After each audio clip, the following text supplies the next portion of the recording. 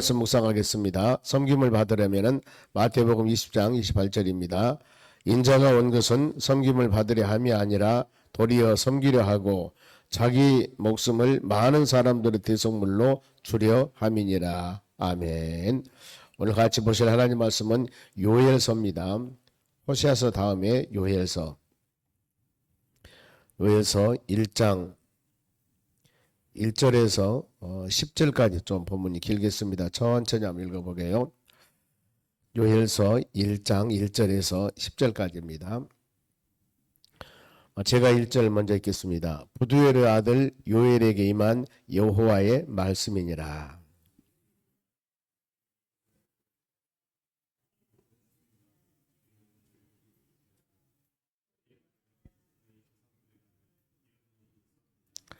너희는 이 일을 너희 자녀에게 말하고 너희 자녀는 자기에게 말하고 그 자녀는 후세에게 말할 것이라.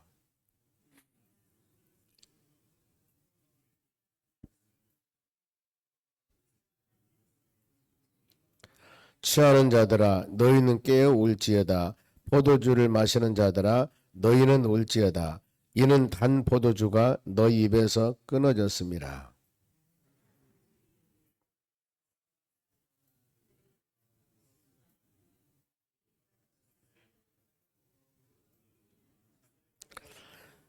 그들이 내 포도주를 멸하며 내 무화과 나무를 긁어 맑게 벗겨서 버리니 그 모든 가지가 하얗게 되었도다.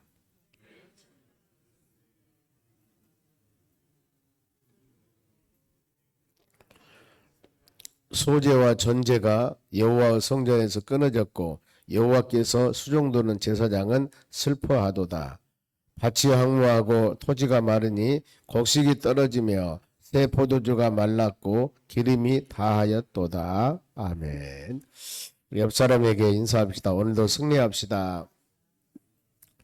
오늘 하나님 말씀은 메뚜기 재앙을 통한 가르침입니다. 하나님께서는 요엘 선지자에게 지금 그 시대, 요엘 선지자는 엘리사 선지자가 활동했던 시대에 동일한 시대의 선지자입니다.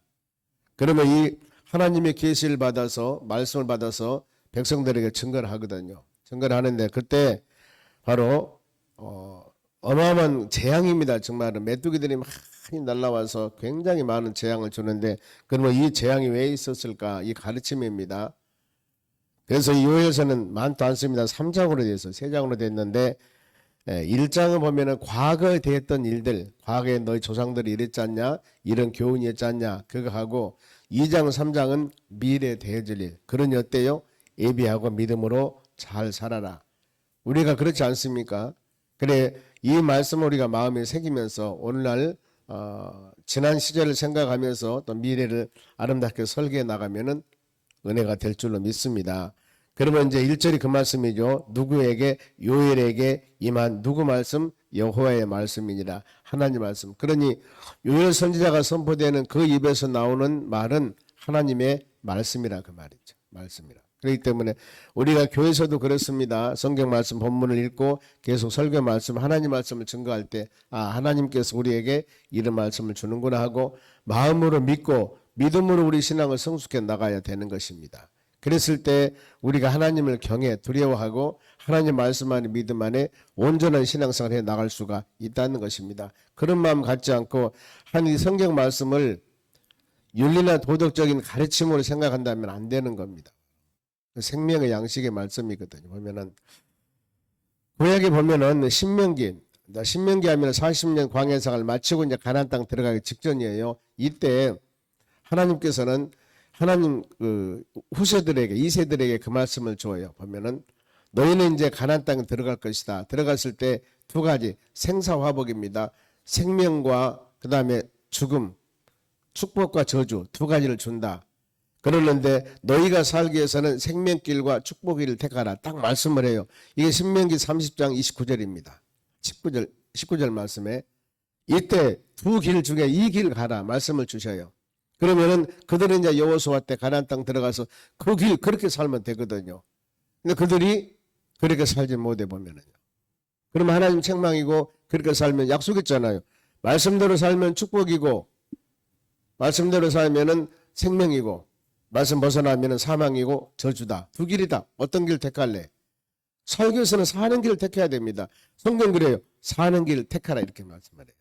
오늘날 여러분 우리도 마찬가지입니다. 우리가 사는 길은 뭐예요? 하나님 말씀 꼭 붙잡고 믿음으로 나가는 것. 이게 여러분 사는 길이라는 겁니다. 여기도 오늘도 이 요엘이 이만 하나님의 말씀이라 그러면서 이제 늙은 자, 농부들, 제사장, 처녀들 이 모든 사람들 통해서 이렇게 말씀을 주는 거예요. 먼저 늙은 자들입니다. 늙은 자가 누굴까? 경험이 많은 사람들. 즉 말하면 또 더 나가서 신앙적으로 성숙한 사람들, 하나님의 은혜를 체험한 사람들. 그러죠. 그래서 방금 신명기 말씀했으면 신명기는 40년 광야 생활 마치고 이제 가나안 땅 들어가기 전인데 출애굽을 할 때 얘들은 지금 뱃속에 있던가 세상을 몰라.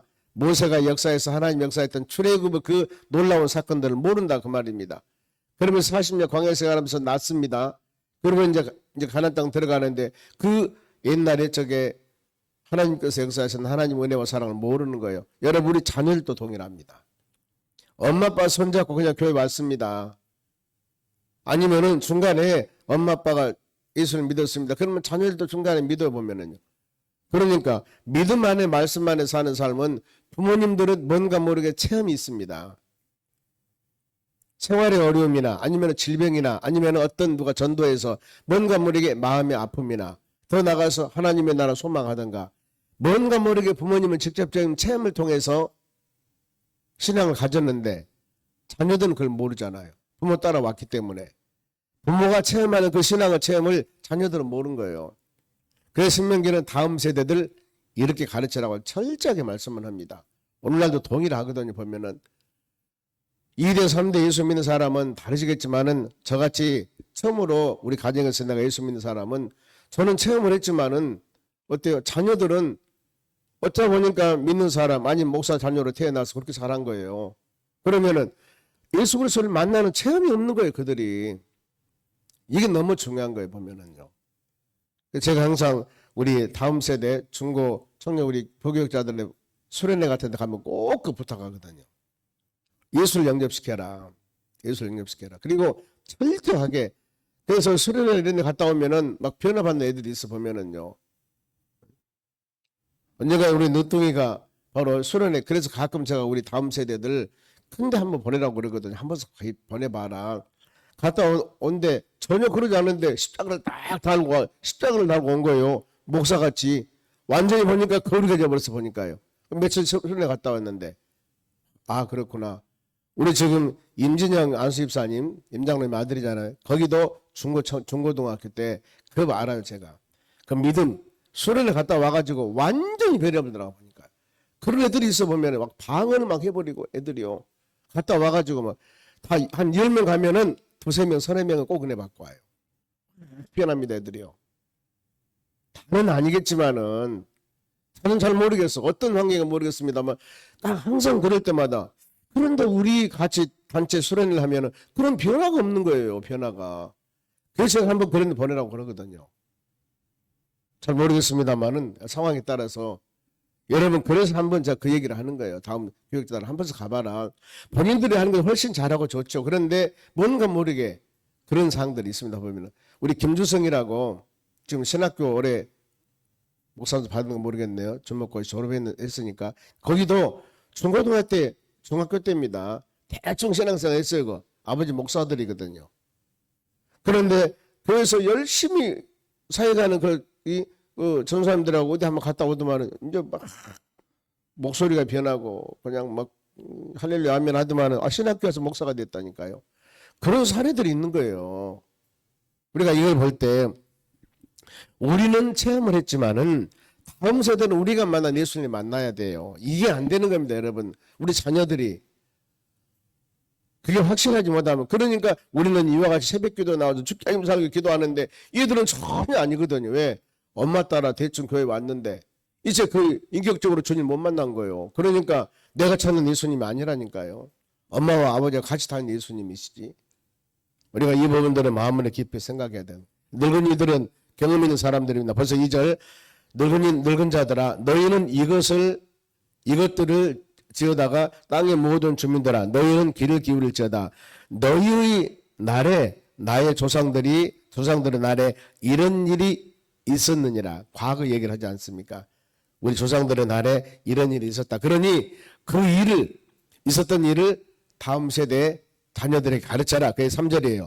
너희는 이 일을 너희 자녀들에게 말하고 너희 자녀는 자기 자녀들에게 말하고 자기 자녀는 후손에게 말하고 할아버지는 아들에게 아들은 손자에게 손자는 또 그 밑에 자자손손 하나님에 대한 얘기를 많이 해주라 그 말입니다. 하나님 말씀에 대한 얘기를 많이 해주라 그 말이죠.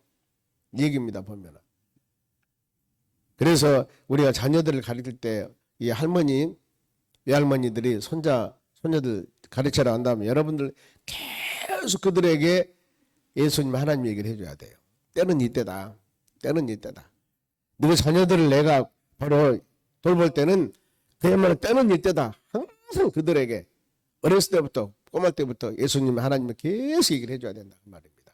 그들 엄마가 믿으면 어쨌든 간에 우리가 믿기 때문에 지금 그 말씀이거든요. 너희는 너희 자손에게 너희 그 자손은 또 자손에게 이런 일들을 즉 과거에 엄청난 하나님의 재앙이 있었다.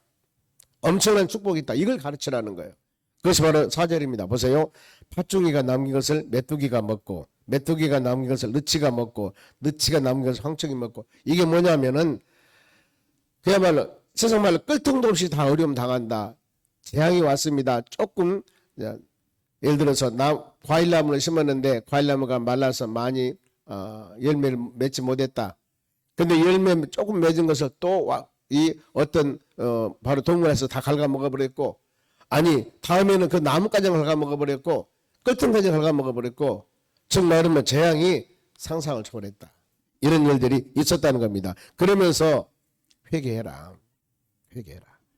5절입니다. 취하는 자들아 술 취하다 그 말은 뭐 신앙 타락하다 그 말입니다.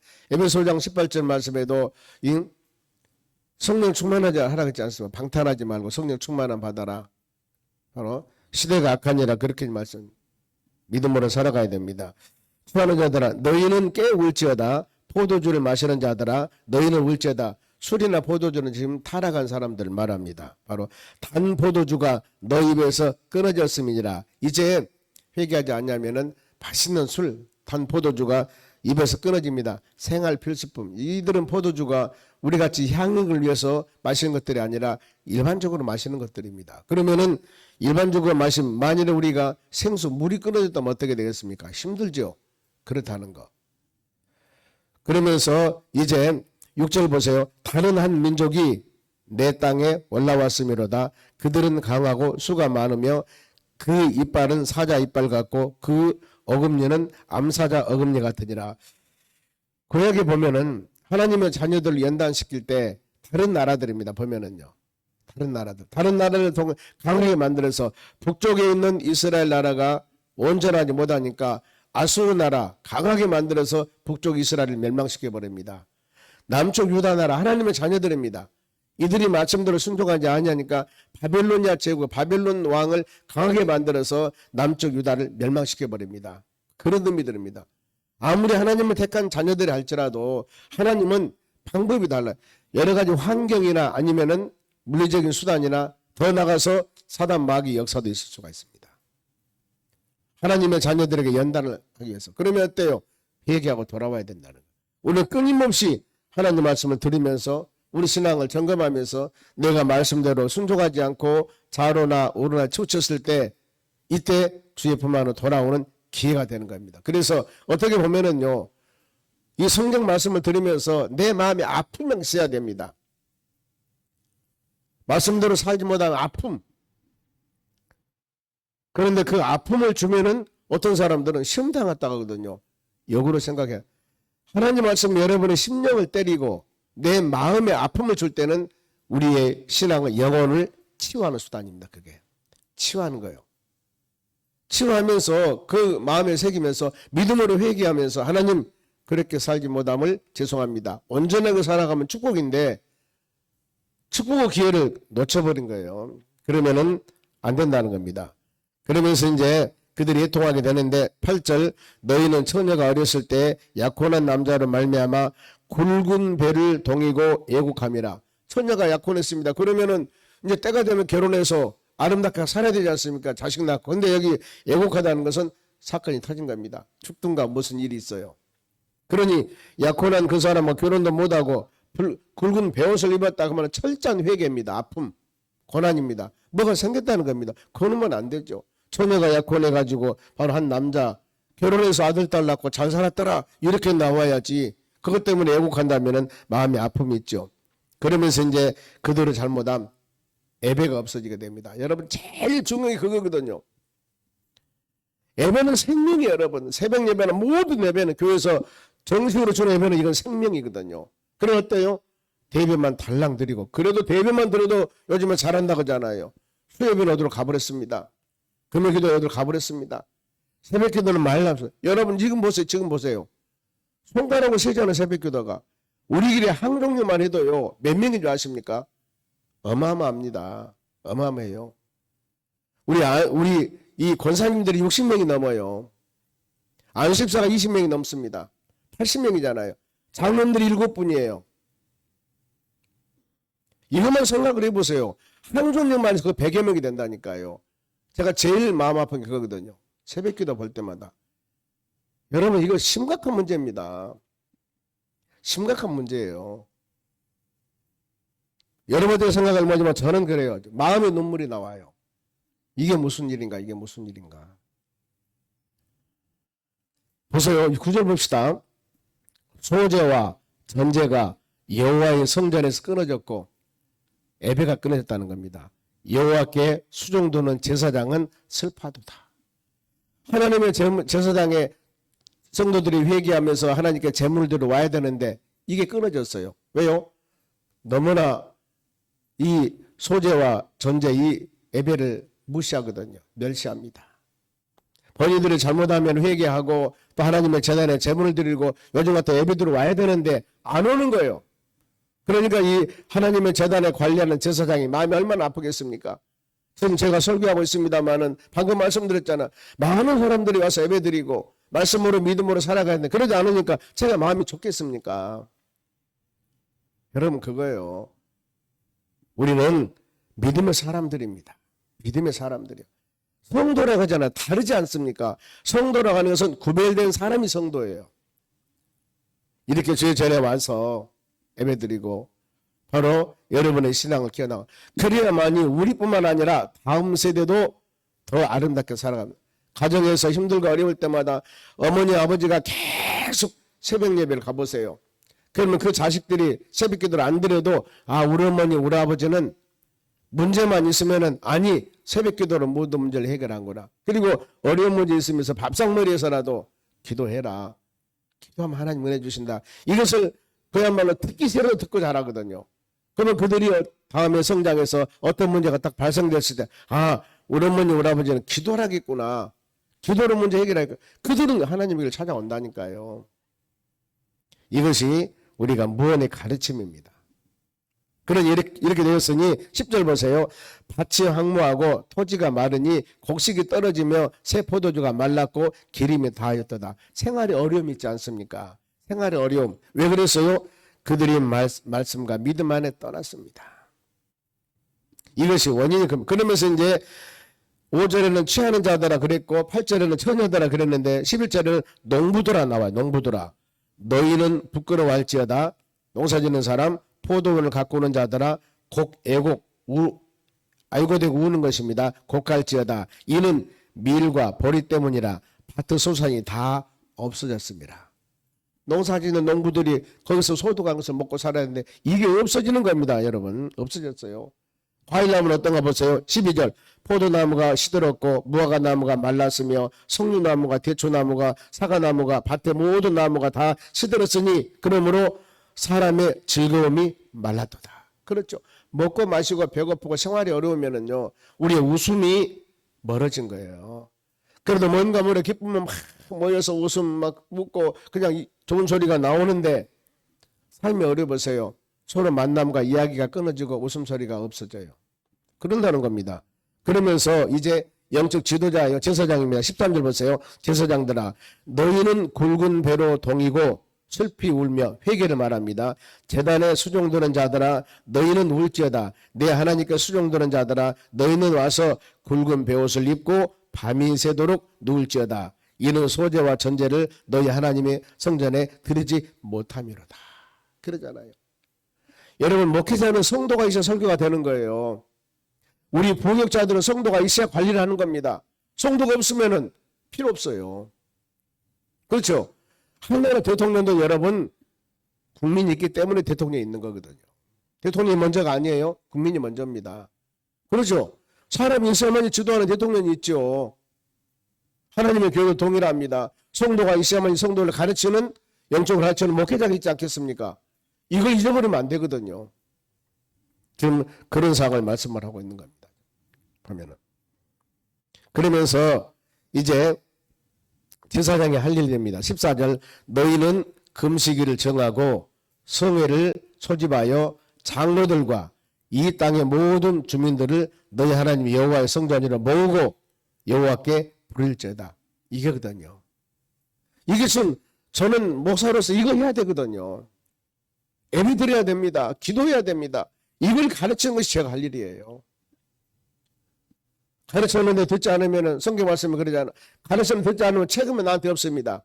여러분이 책임 받아요. 왜 기도 안 했냐? 하나님 만나면 책임 받지만은 이것을 가르치지 않으면은 저도 책망을 받지만은 가르쳐봐도 못한 여러분도 책망을 받는 거예요. 그러잖아요. 바르게 우리가 가르쳐가지고 안 돌아오는 걸 할 수 없습니다. 본인들이 말씀 순종 안 했는데, 그런데 이것을 가르치지 아니할 때 지도하는 사람이 바로 책망이 있다는 거예요.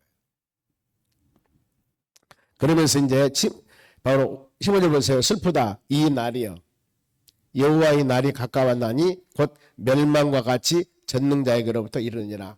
심판날, 책망날, 재난날, 어려운 날. 여러분 그러잖아요. 그래도 우리 교회는 열심히 전도하고 그런 교회이기 때문에 너무너무 감사해요. 보면은 요즘에 수많은 교회들이 그래도 요즘에 이제 우리 이쪽 지역은 좀 전도를 열심히 합니다만은 전에는 진짜 안 했거든요. 안 했습니다. 근데 요즘에는 그래도 전도 부흥이 일어나서 나름대로 하게 되니 얼마나 감사합니까, 여러분? 그러니까 열심히 복음 증거하며 믿음으로 나가야 됩니다. 그러면서 이제 19절 쭉 보면은 15, 16, 17절 말씀에는 심판의 참상에 대해서 말하고 17절 한번 볼까요? 보면은 씨가 흙덩이 아래로 썩어졌고 씨가 썩으면 안 되죠. 보면은 싹이 나야지. 창고가 비었고 곡간이 무너졌으니 이는 곡식이 시들었으므로다. 하나님을 떠나면 이렇게 되는 거예요. 아무리 하려고 발버둥 쳐도 안 되는 거예요. 18절 가축이 울부짖고 소떼가 소란하니 이는 꼴이 없습니다. 먹을 것이 없어요. 또 양떼도 피곤하니라. 아무리 많은 것이 있다 할지라도 먹을 것이 없습니다. 그렇게 되는 겁니다. 풀이 안 자라면 어떻게 돼? 근데 이 풀을 잘해 가신 분은 누구예요? 하나님이시거든요. 주님을 떠나는 삶. 그러면서 마지막 19절에 회개하고 돌아와야 된다. 이겁니다. 보세요. 여호와여 내가 주께 부르짖었사오니 불이 목장의 풀을 살랐고 불꽃이 그들의 모든 나무를 살랐습니다. 어떤 소망이 없죠. 20절 들짐승들도 주를 향하여 헐떡이 오리니 시내가 다 말랐고 들의 풀이 불에 탔습니다. 어때요? 회개하고 돌아오는 살 일입니다. 보면은. 그래서 유일 선자는 그렇거든요. 메뚜기 재앙을 통하여서 하나님의 자녀들에게 가르침, 심판날이 멀지 않으니 빨리 돌아와야 된다. 오늘 같은 우리가 이런 말씀 묵상하면서 우리의 심령, 우리의 마음, 내 신앙의 지금 이 목표가 방향이 세상을 향해 있는가, 하나님을 향해 있는가. 우리 믿음의 사람들은 어떤 상황이 있다 하더라도 모든 일을 할 때마다 우리가 전심으로 기도해야 되고 하나님 말씀 붙잡고 이것이 주님 뜻인가, 하나님 은혜인가를 마음을 새기면서 믿음으로 나갈 때 우리는 완전하지 못하지 않습니까? 그래서 자주 들어야 돼요. 이번에 들을 때는 그냥 대충 무감각 했는데 두 번 듣고 세 번 듣다 어느 날 이 말씀 똑같은 말씀을 내가 10번도 더 들었는데 마음에 확 은혜로 올 때가 있거든요. 세상 말로 몽둥이로 칠 때가 있습니다. 이것이 하나님께 주시는 깨달음이거든요. 그러니 우리는 에이 그거 또 들었으니 그게 아니라 저도 용감하게 똑같은 것을 계속 증거해야 되거든요. 이것 증거했으니 새로운 것 아닙니다. 신앙은 기본이 중요해요. 계속 말씀 묵상하면서 이걸 새기고 그래서 하나님 오시기에 합당한 믿음의 삶, 우리 신앙을 강건하게 세워서 어떤 세찬 바람이 불어오고 누가 미혹에도 넘어지지 않고 좀 어떻게 보면은 미련하게 우둔하게 하나님 꼭 붙잡고 믿음으로 나갔을 때 이거 바로 승리하는 신앙, 하나님 보시기에 축복된 신앙입니다. 오늘 하루도 여러분 이 말씀 꼭 붙잡고 믿음으로 승리하는 하루 되시기를 주의 이름으로 축원합니다. 기도하겠습니다. 하나님 감사드립니다. 주신 말씀 마음에 새기며 믿음으로 승리하는 우리 삶이 되기를 간절히 원합니다. 하나님께서는 믿음의 자녀들에게 말씀과 은혜 안에 살기를 원하고 또 항상 돌보고 인도하심을 믿습니다. 이 하루도 우리 가정사업장 일터 지켜주시고 하나님의 선하고 온전한 뜻을 이루어 나갈 수 있도록 복의 복을 더하여 주시옵소서. 감사하며 예수님의 이름으로 기도하옵나이다. 아멘. 주기도문